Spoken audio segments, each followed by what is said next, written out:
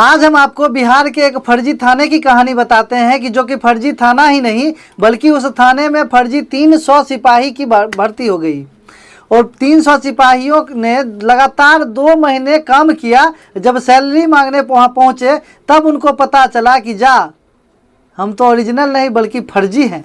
जी हाँ, आपने हाल ही में बिहार के जमुई में एक फर्जी IPS के बारे में सुना होगा। ये उससे अलग और उससे बहुत ही धमाकेदार है। धमाकेदार इसलिए हमने कह रहा है क्योंकि बिहार के पूर्णिया के कस्बा थाना की ये कहानी है। 2 दिन पहले की 3 दिन पहले की कहानी है। कस्बा थाने के एक युवक जिसका नाम राहुल कुमार शाह है, उसको जो है स्कूल में नाइट गार्ड जो होता है उसकी एक नौकरी मिलती है और उस नौकरी के एवज में वो क्या करते हैं कि 300 लड़के जो बेरोजगार युवक है आजकल जो सोचते हैं कि तुरंत हमको नौकरी मिल जाए, उन सभी लड़कों को उन्होंने पकड़ा और 5-5 हज़ार रुपया घूस लिया। मात्र 5 हज़ार, किसी से 5 हज़ार, किसी से 7 हज़ार, किसी से 10 हज़ार घूस लेके उनको सिपाही बना दिया। किसी को बिहार पुलिस का सिपाही बना दिया, किसी को चौकीदार बना दिया, किसी को ट्रैफिक बना दिया।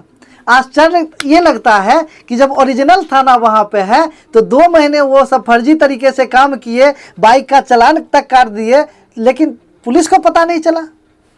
ये एक अजूबा है, दांतों तली उंगली दबाने वाला काम कर दिया उन्होंने। राहुल कुमार शाह नाम है, अभी भागे भागे फिर रहे हैं, मगर बेरोजगारी के हद को पार करके उन्होंने रोजगार सृजन किया और फर्जी 300 लड़कों को नौकरी दे दी।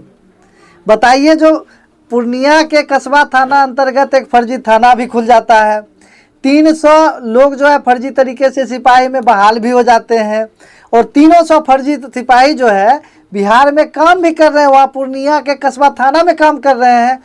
एक बिहार में थे नटवर लाल, जिन्होंने ताजमहल को बेच दिया था, जिनका घर मोतिहारी के साइड था, उन्होंने विधानसभा तक को बेचने की तैयारी कर ली थी, ये तो उनको भी दाब दिए। बताइए, डिजिटल युग है, डिजिटल युग में मतलब फर्जी थाना खोल लेना, 300 को नौकरी दे देना, 300 लड़कों से 2 महीना तक कंटिन्यू काम करवा लिया गया।